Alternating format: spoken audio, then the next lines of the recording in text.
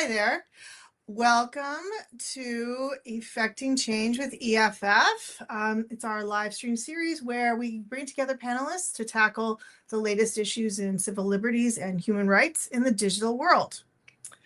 Before we get started, let's go over just a few housekeeping items. First of all, we have a live caption team online with us today, and you can view the captions at livestream.eff.org. You can also participate in this Twitch chat. If you have questions throughout the program, please drop them into the chat and our guests will answer as many as they can at the end of the stream. The last 15 minutes is devoted to Q&A. Before that, if you're comfortable, we encourage you to type a little hello in the chat now and let us know where you're joining us from. And then a few words about EFF. If you're not familiar with the Electronic Frontier Foundation, we're a group of technologists, activists, and attorneys that's been fighting since 1990 for your right to create, to innovate, and to make yourself heard without fear of unjust government or corporate surveillance. I should say, too, that you are the reason EFF can do this work. So if you'd like to help us in the fight, please consider donating at eff.org/support change, or pick up some cool EFF gear at our eff.org/shop. Okay, that aside, my name is Corinne McSherry, and I'm the legal director here at EFF. I've been here for just about 21 years, growing with the organization. And my work, my legal work specializes in intellectual property, free expression, and free speech issues of all kinds. I take on lots of cases defending fair use, political expression, the public domain, access to knowledge, and right to repair, which is what we're going to talk about here today. So let me introduce the participants. So first of all, barely needs any introduction, but Adam Savage is a former co-host of Mythbusters, and today stars in and produces content for tested.com. Also barely needing any introduction is Kyle Wiens, who is the CEO of iFixit, a free online repair manual. It's extraordinary, super useful. He's dedicated his life to defeating the second law of thermodynamics, and he's fighting this battle in the courtroom as well as in the workshop and online. And finally, my colleague and friend Haley Tsukiyama. She's the director of state affairs at EFF, working on state legislation covering all kinds of EFF topics. We're all over these days, including data privacy, AI, and of course, right to repair. So this is a great set of experts to talk about this issue. So we're going to get started, and just as a reminder, we will have 15 minutes for your questions at the end. So if we don't hit on something that you want to hear about or you just want to hear more, please submit your questions via the Twitch chat. All right, so the way we're going to do this is I happen to know all of these people have a lot to say on this topic, so we're going to try to keep it a little focused by just starting with some opening questions, and we'll go from there. So just to set the stage for us, Kyle, what the heck is the right to repair, and why don't we already have it? So this is the idea that if you got a thing, you ought to be able to fix it. And I would say we used to have the right to repair. We used to be able to fix our things, and it is gradually being eroded through a combination of factors. So in general, being able to fix something means that you can get the parts to fix it, you can get the tools to fix it, and you can get the knowledge that teaches you how to repair things. Now, we used to be able to fix things for a variety of reasons. One, things were simpler. We had fewer of them. But also the knowledge tended to come with them. So it used to be if you bought a washing machine, if you opened up the back of it, it would come with like a schematic of how the thing worked. The Apple II, Steve Wozniak included the full schematics for the Apple II computer with that computer. So back in the day, these things were either self-documenting, you could open an engine and kind of figure out how it worked, or they came with information. And over time, for a variety of reasons, we have stopped doing that. So we have less and less information, to the point where I started iFixit because I was trying to repair my laptop and I was looking for the repair manual online. I couldn't find it anywhere. I fumbled my way through the repair. I barely got the thing fixed. And then I did, the internet deep dive that you do. Like, why is this information not on the internet? And I learned that Apple had made a manual. It existed. Someone had posted it online. and Apple had sent IP takedowns. They'd sent DMCA takedowns to every site that had the repair manual, and they had censored that knowledge from the internet. So access to the manuals, the knowledge turns out to be really important. So those are really the legs of the stools. Can we get the parts? Can we get the information? And then are there proprietary tools in the way? And so right to repair has been this movement of how do we create societal conditions, laws, regulations, fair use to allow us to be able to fix our things again.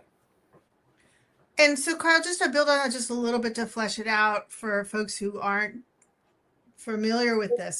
So what Apple did and other companies have done is they made copyright claims. They said, we own that manual, so you can't put it online or you can't keep it online. Right. Okay.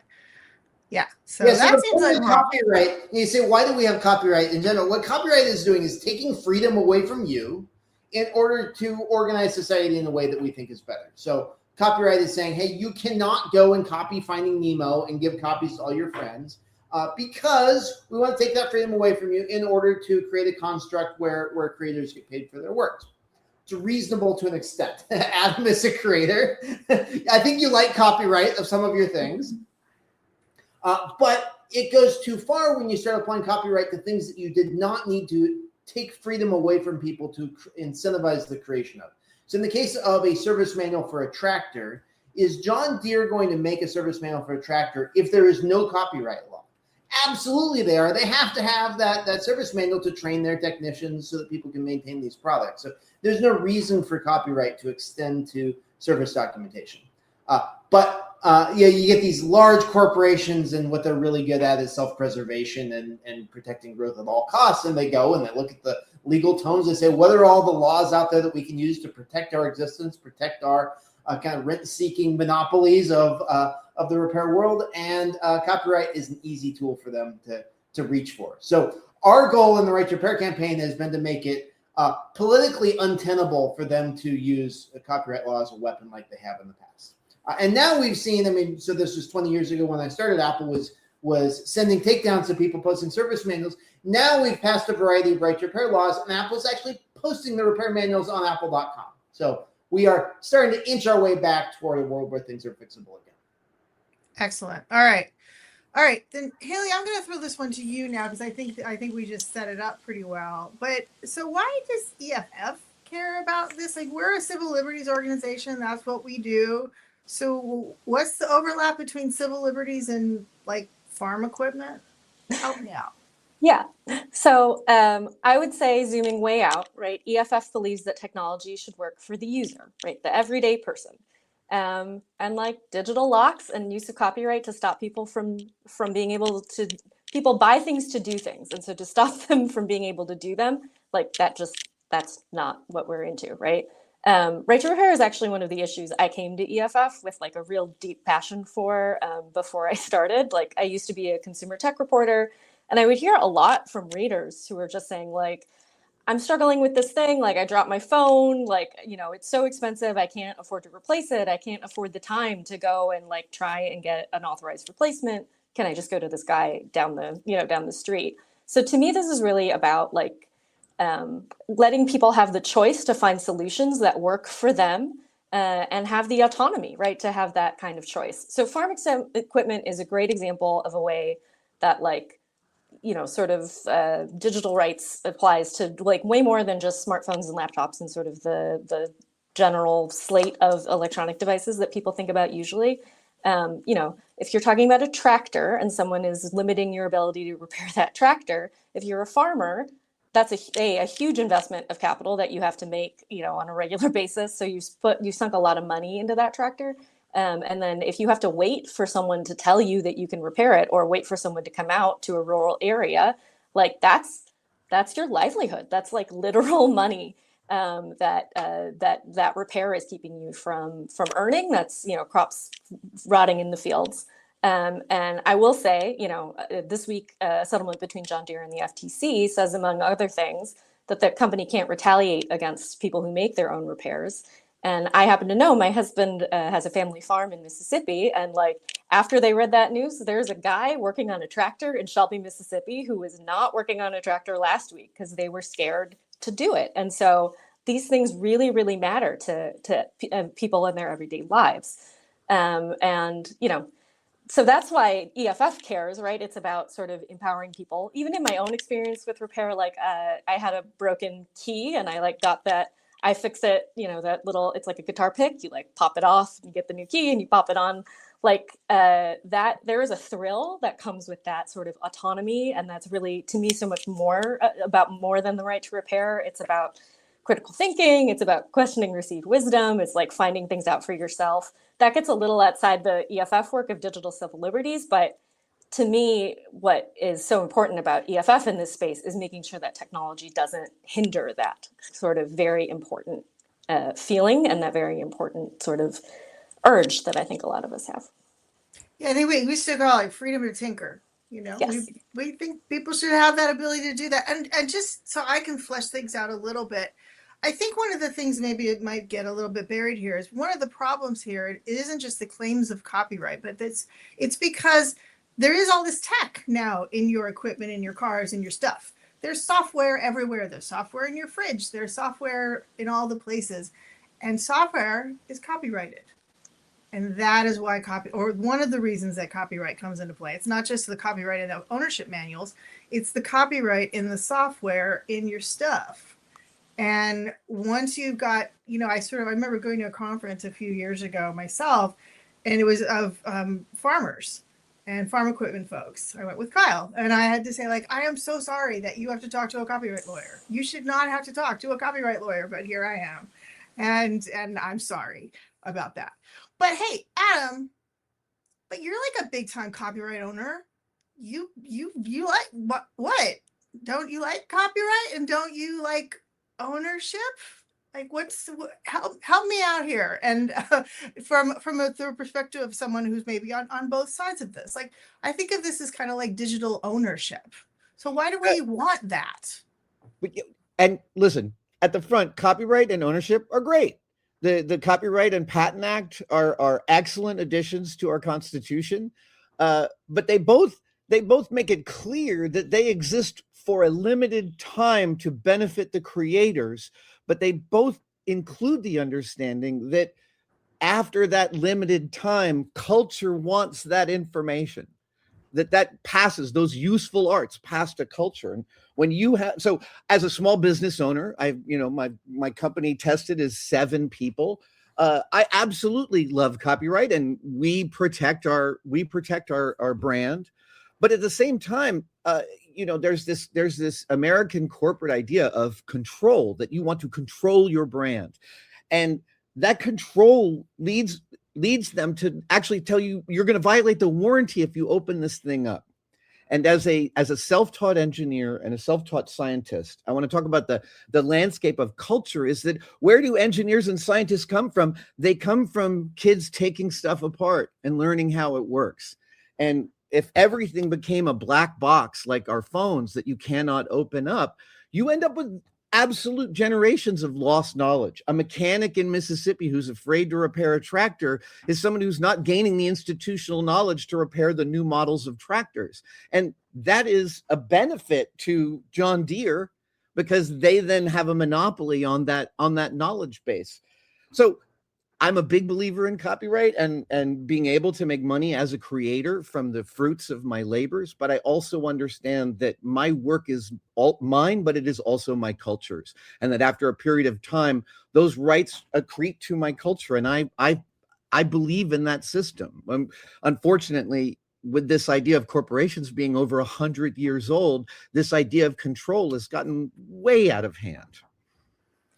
And would you mind talking a little bit about I feel like this has been much in the news just recently because Sony decided to kill physical game discs for PlayStation, and what I've been seeing is a lot of sort of back and forth about like, well, look, but you'll still have access. You'll have access to the games, and so what's the problem? Why do you want a physical disc? I mean, I don't know about you guys. I'm old enough to have a big pile of old CDs. And I'm storing them. And what am I doing with those? Why don't I just want access? That promise of access is completely hollow and has never stood up. And it is never I believe on the PlayStation 5, they just removed hundreds of movies that people bought through an old service that was attached to the PlayStation. Movies they bought, and they clicked a buy now button on that movie, and it is no longer in their collection because those movies aren't licensed to be used on the PlayStation 5. What is ownership in that case? What did all those PlayStation 5 owners pay for? So this idea that, oh, you don't have to buy the physical discs because you'll own the game. One of the other aspects of right to repair is our products that get discontinued, especially medical products. There are people with cochlear implants where the company that made them went out of business, and they don't have the right to actually make them work again. Those hanging chads of information out there of like, oh, that company that made that won't let you be able to repair it or use it, even though they're out of business. That's absolutely insane to me. Yeah, Right. Kyle? And that access. So what's happening is software moves into everything. Now you wanted to be able to fix, anything. If you want to fix a power drill back in the day, this is an old power drill. This didn't have software, right? You can look, you can understand. I think you can understand intuitively how this thing works, right? You cannot do that with a modern power drill. It's got a microchip, it's got software. And so if you want to be able to fix anything involving software, now you have to talk to Corinne and an intellectual property lawyer to understand, right? Because we have a very different regime of rules governing what you can do with software and what you can do with physical property that you own. And we have to find a way to bring back some of the rights of what we can do with our physical property to things that are software enabled. And we are at this pivotal moment in the trajectory of technology and society where, okay, we're shifting from everything being mechanical to everything having software. That's fine. I can work with that. But we're inheriting a regime of intellectual property that was created to protect creators. And I, as a software engineer, do not need the same level of protection for the software that I create that Disney needs for their creative works.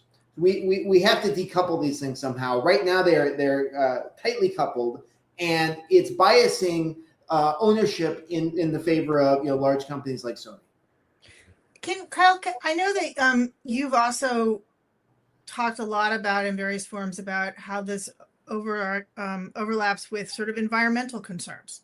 Because if you can't fix it, then you automatically have to turn in your phone. As Apple will say to you, yeah, there's something wrong with your phone, just turn it in, we'll give you a new one. Yeah, and this is part of like, are we owning things or are we renting? When you have a product that stops working after a couple of years and you can't repair it, you're really being turned into, you're just renting that product. And so that's been the concern that we have across everything in our digital lives, is that the lifespan of these things is just much lower than it used to be. It used to be if you bought a refrigerator, it lasted for 40 or 50 years.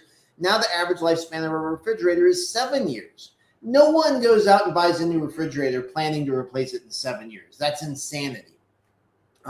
But software is brittle. Electronics are brittle. They're much more brittle than these old mechanical devices. This particular drill was made 100 years ago. It still works now. Is a drill that I buy today going to work in 100 years? I think very likely not. So, and then you say, well, what's the impact to the environment of making these things? My cell phone, 8-ounce cell phone, I can fit it in my pocket. It's 250 pounds of raw material dug out of the earth to make that phone. It's a huge amount of energy in the process of making the chips that go into the phone. And we are really terrible at recycling them. So you hear about the geopolitical issues with rare earth metals. There's rare earths in the magnets that make the speaker in your phone work. Those come from a very polluted place in China. There's no North America source for those. And we're not recovering those in recycling. So if we want to have a resilient future society, we need to find a way to make the things that we have last longer. And that means we have to systematically tackle every blocker to getting in the way of fixing things. I'm a very practical person. I'm an engineer. I like tinkering and fixing things. So I'm going to look at this as a problem to solve and say, across all the things out there, we want to make them last longer. It's better for the planet. It's better for our pocketbooks. It's better for our freedom and autonomy. What are the blockers getting in the way, and how can we knock those away? So, Haley, I'm going to throw it to you then. Tell me a little bit about so what are the impediments? I'm hearing like copyright. What? So how does that play out? So it's DMCA takedowns. What are the other ways in which, what is the other sort of things what are the blockers? that we want to tackle? Yeah, I mean, I think, I'm not an engineer, so like I think a lot about sort of the everyday people. I think for everyday people, right, the blockers are like, I have a broken thing, I want to fix it, or I want to find someone that I trust who can fix it. And because of the way that, these manuals are being controlled, about the difficulty that you have in even opening up, like iFixit does these great and analyses of products where it's like, these are hard to open, you need proprietary screwdrivers, like, just sort of the very practical obstacles that they put in the way for everyday people to be able to handle their stuff, to extend the life of their stuff. With the software question, like, is there an update that's going to take away a feature that I like? Is there an update that's going to stop supporting this feature that I like? To me, those are, people just don't have time, right, to be running around and trying to figure out all of this. And so if companies make it hard, it makes it almost impossible for the average person, unless they really want to take the time to dedicate to it, to fix stuff the way that they want, or to extend the life of something that they can't afford to buy. They can't afford to buy a replacement for. And so that's like, when I'm talking to offices and when I'm thinking about sort of why this is an important issue for them to think about for their constituents, those are the sorts of things that I reach for. Yeah. I think there's also the parts that I think a lot of times we don't even know about until we have a problem, which is that when you buy stuff, if it's got software in it, you probably, as part of your like initial operation of it, agreed to a terms of service of some kind, a license agreement for that software. And in that, it's probably all kinds of limitations. You don't know, you didn't read it. They know you didn't read it. Everybody knows that you didn't read it. But nonetheless, there you are with a contract that you've agreed to. And then what happens is probably they're not going to sue. No one's going to sue you, but they might sue a third party who would like to come in and help you do the repair yourself. And they'll say, well, you're interfering with contracts. Sorry, lawyer hat on. I'll stop now. But but I didn't want to pretend to be a lawyer, so I'm glad you jumped in. All of these hidden agreements that we're all bound by that we just don't know about. So like, it's access to parts, it's copyright takedowns. Adam, how have you encountered this problem in the work that you've done or you're doing? Oh, to me, one of the key places the rubber meets the road, and I love that farmers are our partners in this movement. Everybody understands the ethos of a farmer working alone, needing their equipment to keep running. But another place I have seen the rubber meet the road here is in wheelchairs.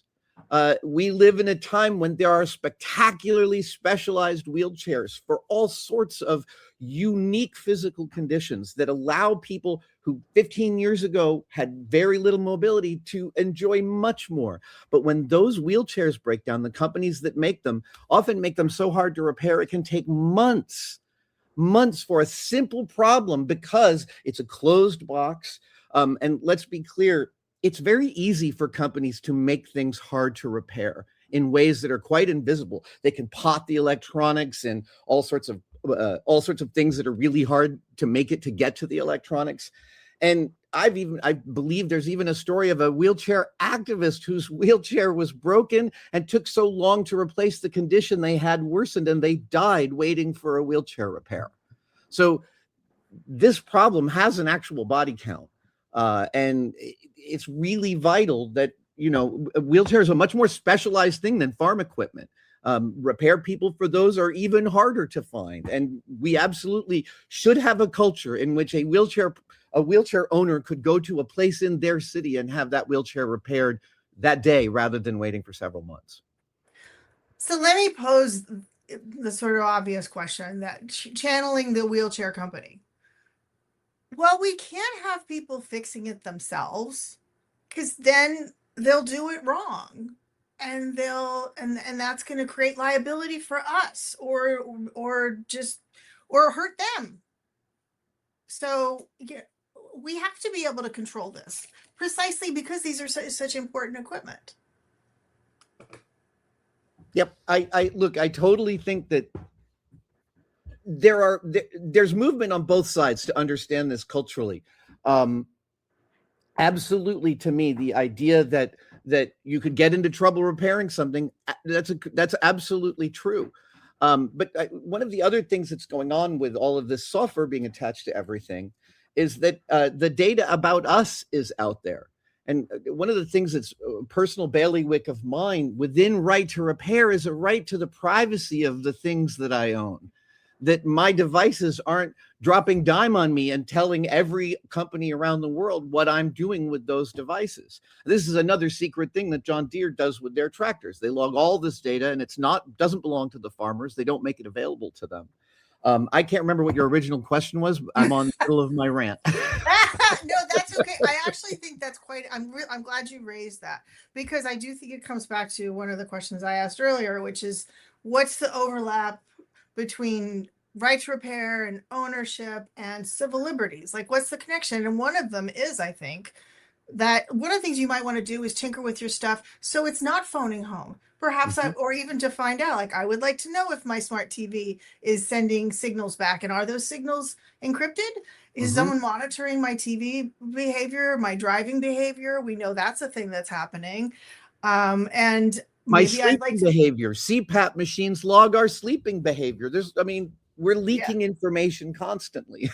Yeah, and it's a thing I think that people are really unaware of, and it's like it's in the house, right? Like the issue is inside your house, but there's but the other thing too, and I think iFixit tries to facilitate this, and other organizations do as well. Like, there are lots of people, more than you'd think, because we hear from them at EFF, who actually know how to do stuff. They know how to tinker with their stuff, or they have friends that do.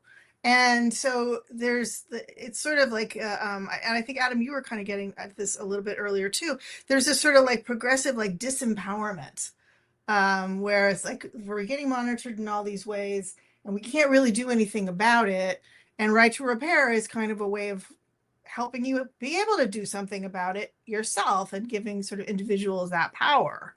Well, and speaking of that, when useful tools come up to be able to analyze our equipment, like something like the Flipper Zero, which is a useful tool for analyzing all sorts of different pieces of equipment, corporations go bananas over that. They're terrified that the Flipper Zero is somehow a car stealing tool, which it is no more a car stealing tool than a hammer is, within reason.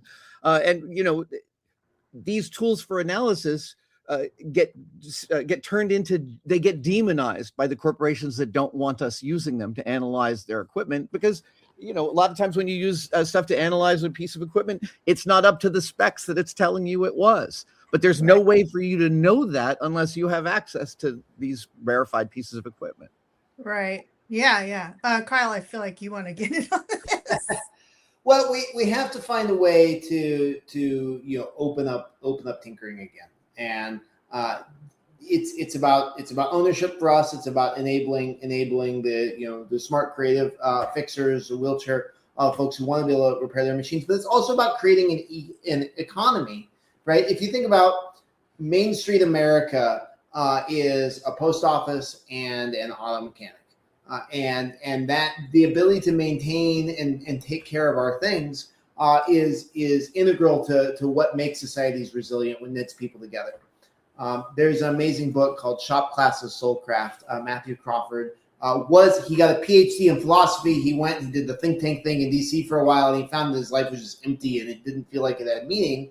And so he quit, he left, and he started a motorcycle repair shop, and he feels like he's part of his community. And his neighbors are bringing him their bikes to fix, and then he's at the football games with their kids, and that's the connection between us and our physical things is a large part of what makes society work. And so I think the question, well, what is a digital civil liberties group do in the mix of this? Well, we are shifting to a world where there is software, right? Where there's software in everything, and so we need to find a way to make tinkering possible in the age of software. The problem with repairing these wheelchairs is not necessarily a mechanical problem. It's that there's an app that you need to calibrate things. Let's say the weather changes and you want to change the different tires. And then you need to change the diameter of the tires, right? There's a setting in the app that just, tiny little software calibration. That software tool is not available to wheelchair owners. It should be. And so we passed a right to repair law in Colorado that requires the wheelchair manufacturers to make the tool available. And so if you live in Colorado, you can get access to this app. And it's a great app. Folks are very happy with it. If you live in California, we have not passed a right to repair law that covers wheelchairs in California yet. And so you are out of luck. And that's the sort of quality. That's the fight that we have to have. And unfortunately, we're having it kind of category after category. We have to fight for wheelchairs separate from tractors, separate from cell phones. But really, this is a broad issue that has to do with the transition of products from non-software to software, and therefore from no IP to an IP-regulated regime. And if we aren't out there fighting, advocating for this, the default is that we're going to have these Disney-era, copyright IP laws applied to all the physical products in our lives. And that is sort of an accident of history. But that accident of history will be used by these large corporations to lock us out of all of our things and turn us all into consumers the way that the iPhone has. And this is the moment in history to stop that. So I want to talk about solutions in 1 second, but I feel like I need to set something up just a little bit.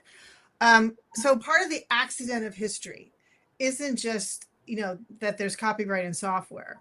It's also that we passed a law 20 years ago that said it's illegal to break the locks on that software. So software usually comes with digital rights management, some kind of basically digital lock, and or often comes with that when it comes in your products. And so in order to repair those products, it's not just that you need the diagnostic codes or you need specialized parts, you might need to break the lock.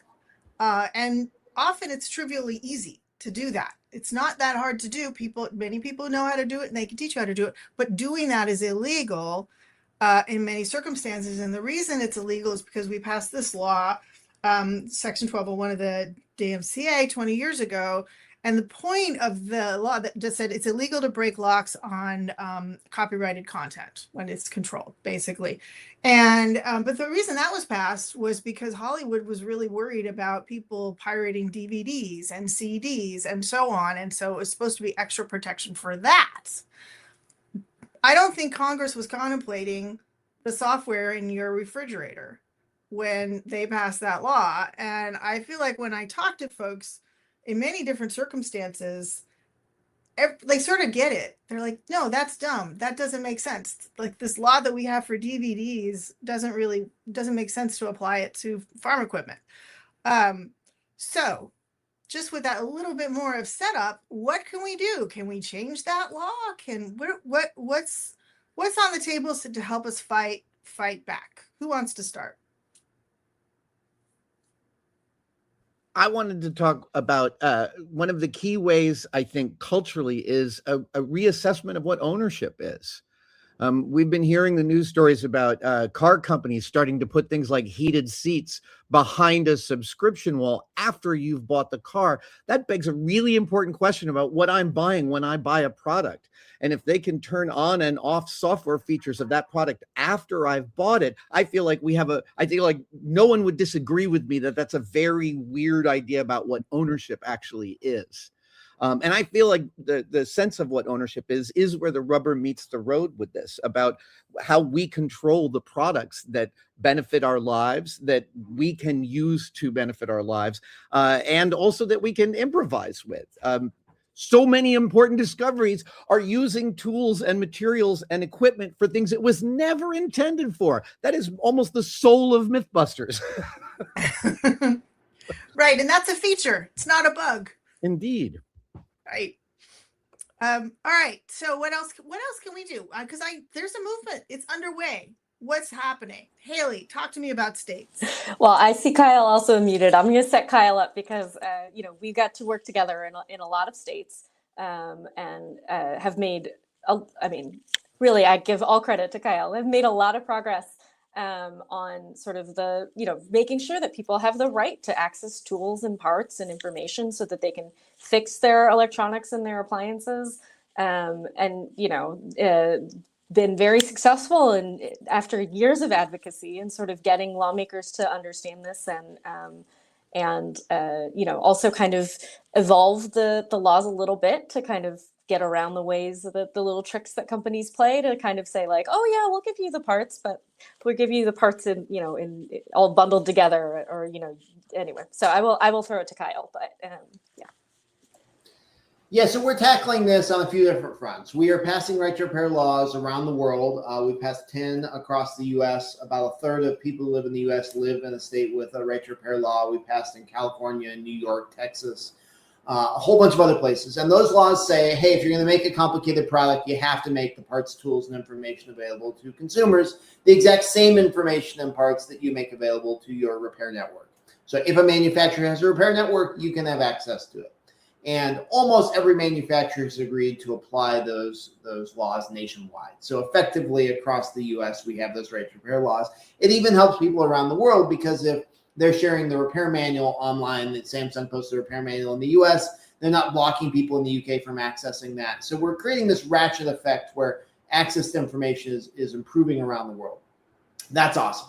That helps in terms of equality of repair with manufacturers. But what happens if you want to be able to do a repair that the manufacturer never anticipated? Someone was posting in the chat about using Kobo. They're taking these Kobo e-readers and using them as controllers, I think, on model airplanes or something, which sounds awesome. Probably not in the design brief for this e-reader. And so they want to be able to jailbreak the e-reader. Well, in order to jailbreak that, you have to break a digital lock on an e-reader that's protecting access to a copyrighted work. In this case, the books that are on the e-reader. And so we have applied with the Copyright Office for exemptions to DMCA Section 1201 to be able to jailbreak these things. And in many cases, we've gotten exemptions to be able to make your own jailbreak. So if you're a software engineer, you can jailbreak your own products. But what we would like is to be able to legalize broad tools so that I could give you or sell you a tool for jailbreaking your e-reader or your PlayStation, whatever it is. And in order to fix that, we have to pass a law at the federal level. So EFF and iFix have been working together on this for at least 15 years. Trent and I have been trying to solve this. We've both testified in Congress on this. We've both been intensely frustrated that we haven't solved it yet. But there's two thrusts. There's at the state level right to repair laws to guarantee access to the manufacturer tools, and then federal laws to legalize our ability to make and distribute tools for fixing and repurposing all kinds of products. So I want to get into that a little bit more, but I keep coming back to feeling like this is such a no-brainer. So why haven't we reformed Section 1201 yet? What's Congress's problem? Well, it feels obvious. I want to point out, I think, Kyle, you and Haley know much more about this than I do, but I mean, within the passing of right to repair laws, there's also been our enemies are very arrayed and coordinated against us, because a lot of right to repair laws, when they get passed, the companies come in between the passing and the signing of that legislation and seek very hard to weaken it in every way they possibly can. It's very important to them that this not pass, and they don't want this discussion. I agree with you. As soon as you engage the average person in this discussion, you're right. It is a no-brainer. But it requires proselytizers like us out in the world telling people that this is a big problem and what the long tail of that problem is. Yeah. Well, okay. But there is one thing, which is timely because it's coming up in this fall. So we're still before we fix 1201. Someday it will happen. But because it's also unconstitutional, by the way. But that's a separate conversation. Maybe we'll have time for. But there is built into that particular federal law an exemption process. So they built in sort of a safety valve that says, sure, is 1201 in the way of this thing you want to do with something that would be a lawful fair use, so therefore lawful under copyright, and you just need to break the digital lock to do it. And just so people know, repair normally would be a fair use. Like almost everything you're doing, it would be lawful under copyright, except unless there's some impediment, like a digital lock that you have to break along the way. So there's this exemption process. Who wants to tell me about it, and why is it not good enough? Sure. Okay, so every 3 years, we go with our hat in hand to the Copyright Office and say, please, sir, can we please fix our cell phones or our game consoles or whatever it is? And a handful of lawyers at the Copyright Office decide whether you can fix your things or not. And we went, I think this, 12, 15 years ago, and asked for the ability to unlock cell phones so we can move them from one carrier to another. And the Copyright Office said, no, you can't unlock cell phones. And so then we went to Congress and actually got Congress to override the Copyright Office, which is pretty cool. So it's illegal to unlock cell phones. So you can move it from AT&T to Verizon. Cool. So then every 3 years after that, we applied for more exemptions. We applied for tractors in 2015 and said, hey, farmers would like to be able to jailbreak their tractors so that they can fix them. We had to pull together all kinds of evidence. We went and interviewed farmers across California in English. We submitted testimony to the Copyright Office of Farmers in Spanish and in Central California, talking about how they couldn't fix their tractors. They gave us permission to do that. Every 3 years, we expand and we ask for a different set of exemptions. Now, again, the problem is broad, right? We care about fixing everything, but every 3 years, we have to apply for something different. So we did tractors 1 year, and then we did game consoles, got that another year. We asked for kind of all consumer products. So this is your home smart refrigerator and your Alexa and that kind of thing. We got exemptions for those. But last time we asked for industrial equipment. So let's say the air conditioning system in an office building, that is not covered right now. So we are going to be going to the Copyright Office this fall and asking for an exemption for all commercial and industrial equipment. And we'll see what they say. They tend to like to split the baby. Last time we asked for all commercial equipment, including, as an example, McDonald's ice cream machines. Because if you've ever gone to McDonald's and wanted ice cream and it didn't happen, it's because Taylor makes this incredibly complicated self-pasteurizing, self-cleaning ice cream machine that the poor McDonald's employees don't know how to fix. So they have to call Taylor technicians to come out and fix it. They're ludicrously complicated. And if I wanted to make a tool to make it easier for McDonald's to fix their ice cream machines, I cannot, because it is a violation of Section 1201 of the DMCA. So there's a direct line between you being hot and thirsty and overheated every day and copyright law. And we are trying to fix it. So we asked the Copyright Office, we said, please, all commercial industrial equipment, such as McDonald's ice cream machines, this is a problem. And they responded and said, all right, we'll give you an exemption for fixing commercial restaurant equipment. So we can fix the mixer in the bakery, but not the air conditioner. So we still have some work to do. So it sounds like one of the things that I'm hearing is the thing is you have to go for a specific thing and a specific thing and a specific thing. And then also you have to renew it every 3 years, by the way, which is not an incredibly onerous process, but nonetheless, it just means there has to be someone out there who's monitoring this process all the time. And also I would point out that this is all work that you have to, no one's paying folks mostly to protect the public interest here. So EFF will do it. A whole network of clinics and law schools will do it every 3 years, represent people, because most of the people who need these exemptions can't afford to hire fancy lawyers to go through this whole process, because it's a long process. You have to submit it, you have to provide evidence to support why you should get this thing. It's not automatic. And then of course you have to convince a bunch of copyright lawyers that you're right. And meanwhile, they're listening to a bunch of arguments about whether there's an environmental risk, which as if they're in a good position to evaluate that. So 1 year when we were going for a right to repair for cars, there's the Automakers Association said, well, no, we can't have people messing with their cars because then they might tinker such that it'll create emissions problems. And they're sort of making all these arguments. And I'm thinking, I don't think the Copyright Office is in a super good position to evaluate whether we have an emissions problem or not. And maybe that's not what copyright's for. And maybe that's what we don't do with copyright. But that is but also you have to go through every 3 years and you have to anticipate. This is what I'm going to need for the next 3 years. And like, what if something comes up in between? Because you can't just go, just so people for education purposes, I can't just go tomorrow and say, I'd like an exemption and just like submit my form. I have to wait until the process opens. And then we jump in to that little window and hope we get the thing that we need for the next 3 years. So I think this is why I think Kyle's point about like wanting to have like really broad exemptions that you could apply across the board. That's really what you need, so you have things that you can't necessarily anticipate, and the flexibility there. I wanted to say, speaking of restaurant equipment, I just had this occurrence where I have a plancha, an electric hot plate in my house because I like cooking certain things on it. and its heating element went out recently. And I girded my loins for looking up its service manual, found it within like 10 seconds, figured out the part number, ordered it for $75, and repaired my thing almost immediately. Now, this plancha is an expensive item. It costs about $1,000 new. And it felt so good to be within this ecosystem where that was a repairable, reusable, lifetime piece of equipment. Like, that was clearly what this piece of equipment was built to be part of, that kind of ecosystem. I want that for all my stuff.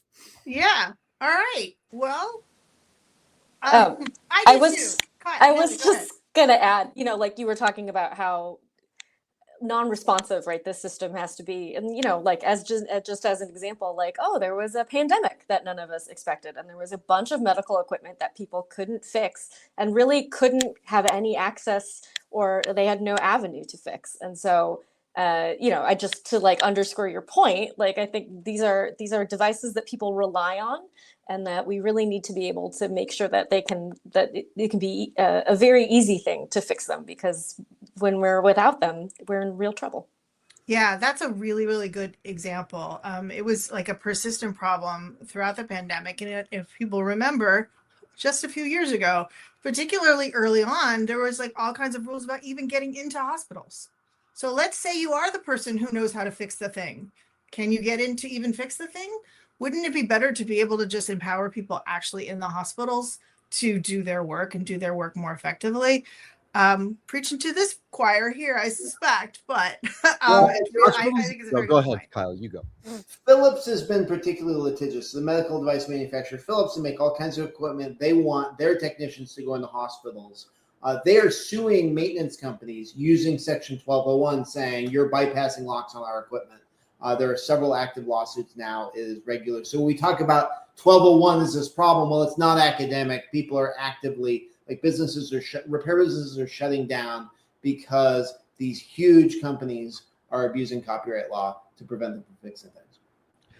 All right, I just realized that I promised that we'd have 15 minutes for questions, and we're starting to eat into that time. So let me open it up, and then if we have time, we'll circle back to some of this more.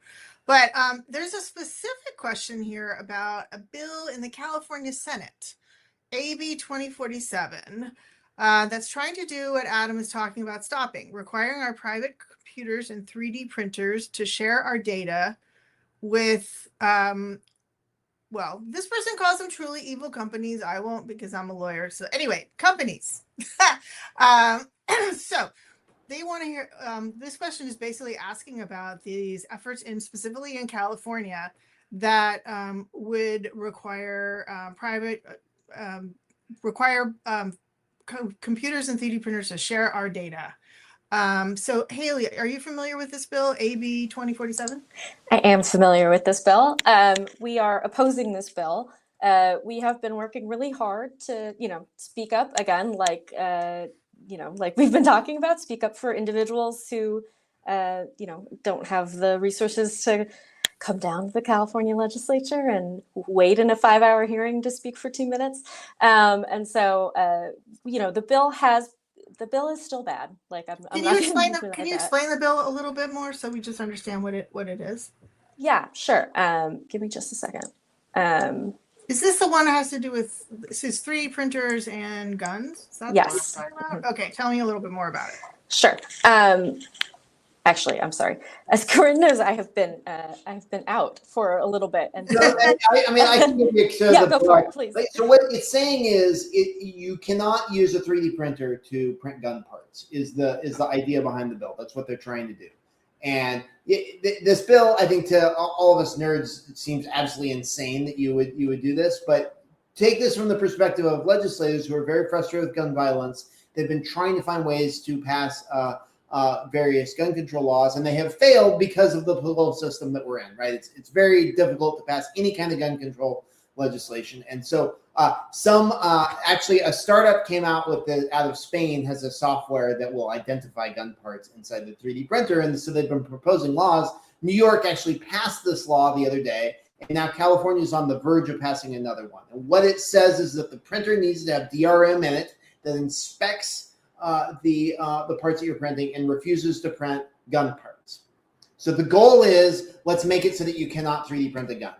Now, there are a lot of problems with this. Adam, do you want to explain the technical problems of why you can't do this? It is. I mean, I one of the things I build here is props, and a lot of the props I make are what I would call GSOs, gun-shaped objects. They cannot fire anything, but they look maybe just like one.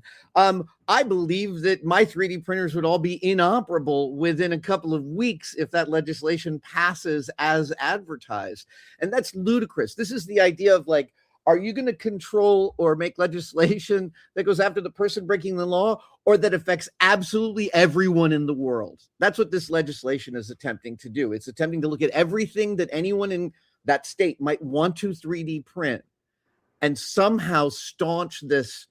Oh my God, it makes me so mad. If there's a problem with gun control, it's not within 3D printers.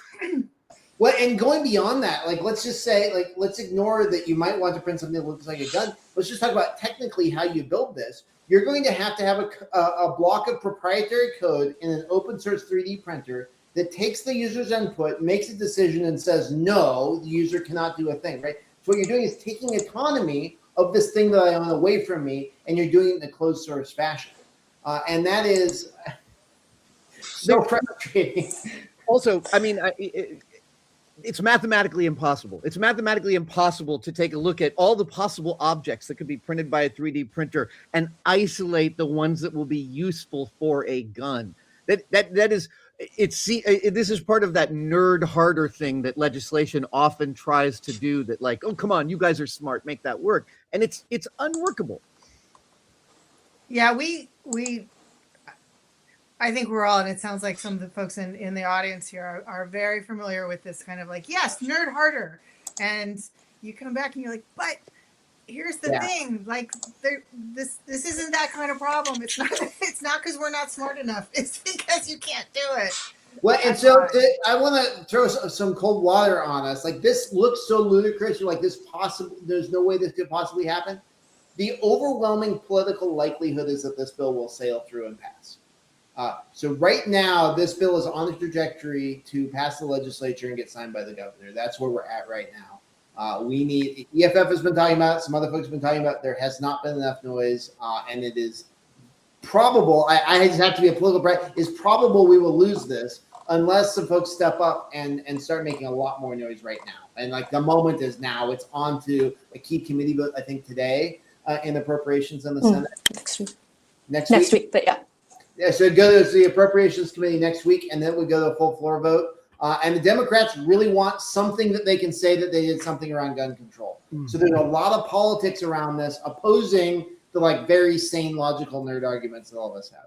And let's be clear about what the long tail of that is. If that legislation passes, the way it's going to get overturned is by harming people and us banging the drum and telling the story of the people that it has harmed. That is, this will have a direct result, and the only way out of it is to tell a better story. Right. And I see it's in the chat, but we do have an action up, so you can check out that URL and help us out, add your voice to the crowd. Yeah, I mean, absolutely.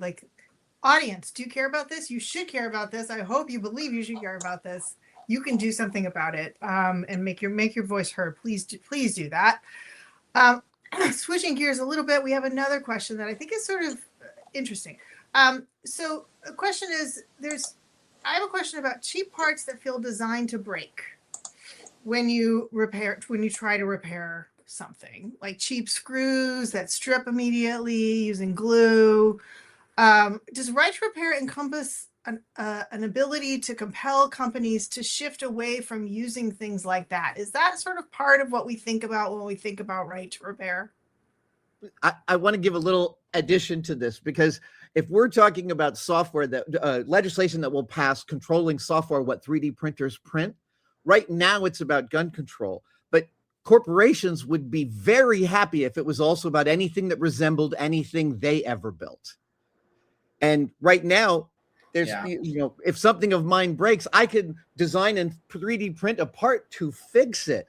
But I can absolutely see a reality in which corporations would love to pass laws restricting my ability to create specific shapes with my 3D printer that they feel might violate their copyright. Yeah. You can absolutely see this happening.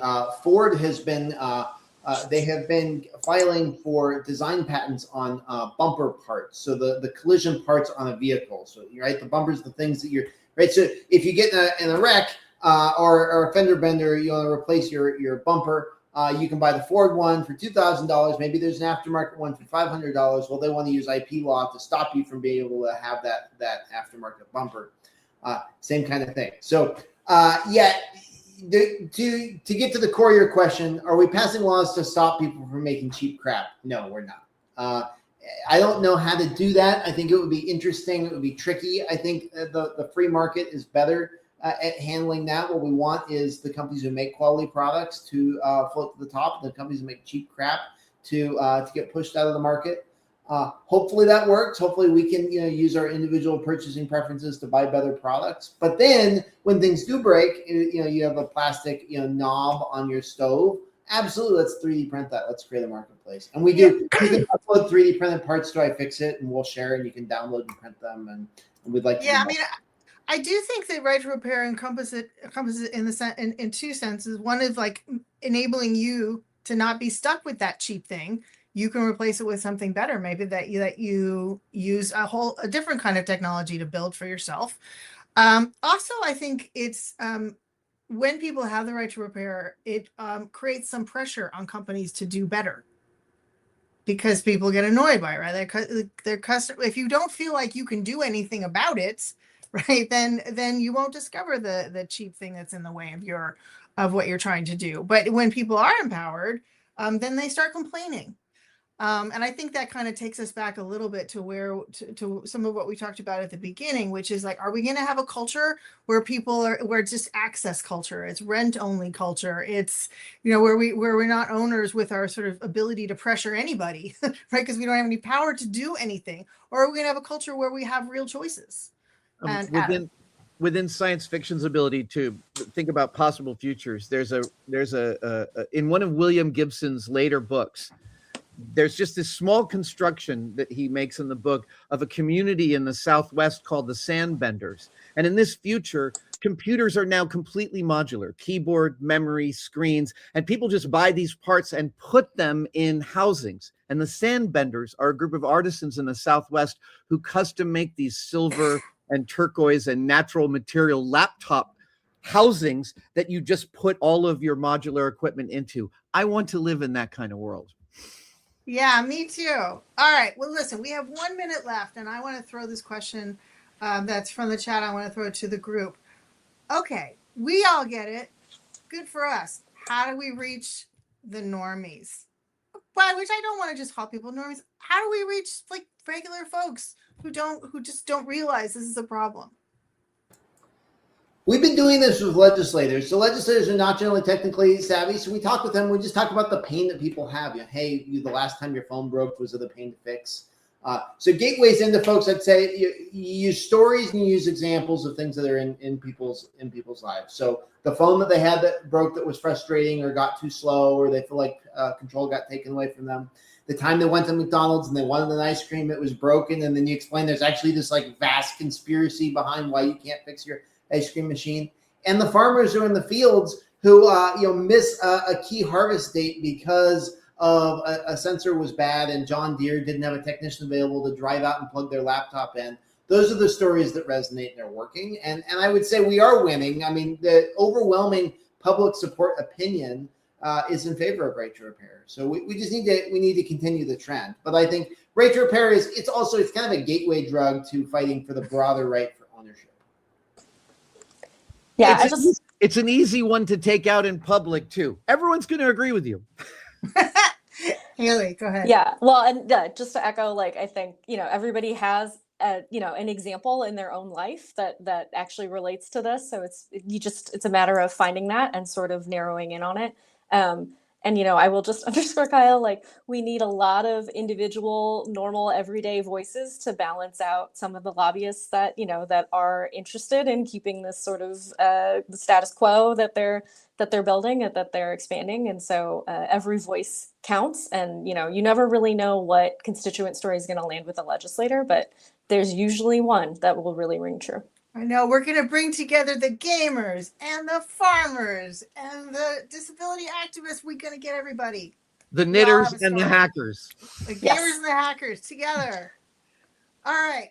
Well, we're reaching 10 o'clock, so I'm going to close this out. Thank you all. Thank you so much to our guests. And thank you also to everybody who joined and commented. It looks like it was quite the spirited discussion over there. So that is awesome. Thanks a lot. Thank you. Take care.